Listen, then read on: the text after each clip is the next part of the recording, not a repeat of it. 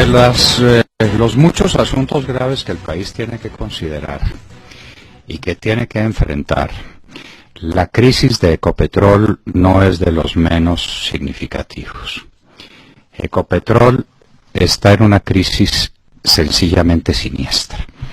El presidente de Ecopetrol, que lo es por su íntima amistad con Tomás González, el ministro de Minas, y no por ninguna otra razón, está diciendo que él maneja Ecopetrol sin problema ninguno con precios de $30 el barril. Ese es un acto de cinismo parecido al que tuvo cuando dijo que había que regar mermelada sobre toda la tostada. No se cobran hechuras, él es así, ¿qué le vamos a hacer? Pero enfrentemos el tema de Ecopetrol. Las acciones de Ecopetrol valían 5.800 pesos para redondear. A ese precio, el valor patrimonial de los accionistas de Ecopetrol era de 210 billones de pesos. Hoy la acción de Ecopetrol, si uno logra venderla, está a 800 pesos. De 5.800 bajó a 800 pesos y estamos redondeando cifras. La diferencia implica una pérdida de un 90%, 85% en la inversión. Y eso en valores son 180 billones de pesos. Les repito la cifra para que la tengan presente. La pérdida que hemos tenido con el valor de Ecopetrol es de 180 billones de pesos. Entonces, uno se pregunta, ¿esto cómo puede ocurrir? ¿Y por qué ocurre? La respuesta sale inmediatamente el ministro, es que la caída de los precios del petróleo. ¿Y cómo se preparó Ecopetrol para la caída de los precios del petróleo? ¿Cuál fue su comportamiento y cuál el comportamiento de las otras petroleras del mundo que también tienen el mismo problema? El petróleo no solo se cayó para Ecopetrol, se cayó para todas las petroleras del mundo. ¿Por qué las demás no registran esta crisis y esta caída? ¿Por qué las demás no tienen la calificación que le dieron ayer en Moody's a Ecopetrol? A la baja, advirtiendo que va a ser peor. ¿Y por qué va a ser peor? Pues por una razón elemental. Porque las reservas de Ecopetrol se están acabando todos los días. El petróleo no es como el agua revive, el petróleo no revive. Un barril que se saca es un barril que ya no vuelve a aparecer. Luego, para mantenerse a flote, una compañía petrolera necesita multiplicar sus exploraciones, tener nuevos negocios, abrir nuevos horizontes para la producción.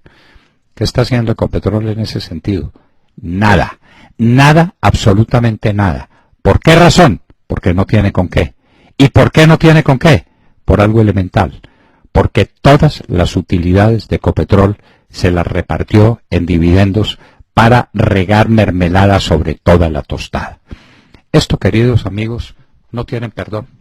Aquí hay un autocabeza de proceso abierto que la ciudadanía tiene que tomar en sus manos, porque no va a haber fiscalía que lo haga, y al paso que vamos tampoco va a haber procuraduría, porque desde La Habana se ha dado la orden de destituir al procurador Alejandro Ordóñez Maldonado para sustituirlo por alguien de sus afectos, porque aquí, y esta es una digresión, hay un segundo gobierno, un gobierno paralelo, que es el de Márquez y el de Timochenko, el que se ejerce desde La Habana. Pero la ciudadanía tiene que hacer el juicio crítico sobre Ecopetrol. Esta pérdida se debe a la manera improvidente, alegre, inexplicable, como se manejaron los asuntos de Ecopetrol. Moody's lo ha dicho, esto no es invención nuestra, es que alguien va a decir, el doctor Londoño, cómo es de crítico con Ecopetrol. No, lo está diciendo la primera calificadora de riesgos del mundo, que es Moody's, rebajándole el valor crediticio que tiene Ecopetrol. En Ecopetrol no hay que creer, en los bonos de Ecopetrol no hay que creer, y el que los crea, que le exija a Ecopetrol que pague más interés por los bonos que emita en el mercado. Ecopetrol va en el mismo camino de PDVSA y la quebramos con el mismo sistema, repartirnos todo lo que Ecopetrol producía. En lugar de abrir nuevos pozos, en lugar de multiplicar sus negocios, en lugar de examinar nuevas posibilidades de rentabilidad, a repartir mermelada sobre la tostada. Ecopetrol fue la firma petrolera del mundo que repartió más utilidades en proporción, más dividendos en proporción a las utilidades que tenía. Ninguna hizo lo que hizo Ecopetrol. Eso es una autocabeza de proceso contra el presidente Santos, contra los presidentes y los miembros de la Junta Directiva de Ecopetrol. Que le respondan al país, que le expliquen cómo cometieron esa barbaridad. Hoy Ecopetrol, señores, no vale prácticamente nada. Y sus días están contados. Manet Selfares, como le apareció al rey de Babilonia la inscripción que le decía que sus días estaban contados. Y por una razón elemental, porque se agotan sus reservas. Y se agotan sus reservas porque no tiene con qué hacer exploraciones. Y no tiene con qué hacer exploraciones porque el dinero inmenso que recibió lo repartió sobre la tostada, lo repartió en mermelada. Se lo dio todo al gobierno nacional para que repartiera mermelada, comprara conciencias, hiciera fanfarronerías. Señores, la quiebra de Ecopetrol, que la está anunciando Moody's, que no es terrorismo económico que estamos haciendo, que es la realidad. Ecopetrol tiene sus días contados porque una empresa que vive de sacar petróleo, cuando el petróleo se agota porque se va a agotar, es un drama nacional. Ecopetrol fue la vaca lechera del gobierno de Santos.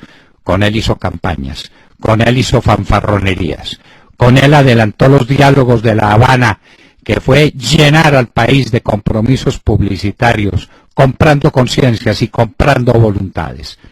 Nos costó Ecopetrol. El presidente Uribe la salvó. Cuando el presidente Uribe llegó al gobierno, Ecopetrol también tenía los días contados. Entre el presidente y su ministro de Minas, Luis Ernesto Mejía, a quien nadie le ha agradecido lo que hizo, nadie se lo ha agradecido por lo menos suficientemente, adelantaron una política petrolera sensata, de fondo, clara, explorando, contratando en condiciones satisfactorias para los inversionistas extranjeros, y elevó, como nos lo decía hace unos minutos Honorio Arroyave, diputado de Antioquia, la producción de 350.000 barriles diarios a 1 millón de barriles diarios de petróleo. Ecopetrol era la joya de la corona, pues la joya de la corona la quebraron, y la otra que teníamos, Isagen, la vendieron a menos precio.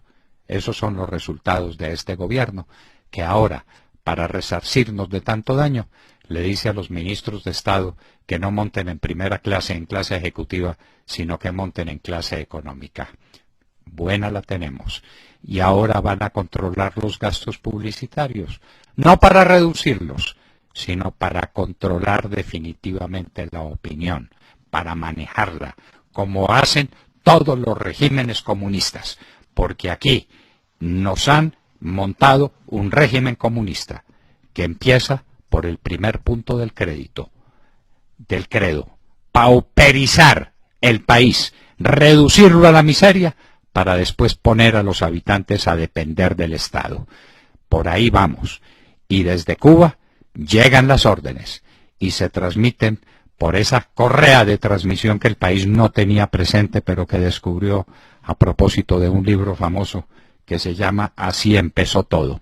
La correa de transmisión es Enrique Santos Calderón.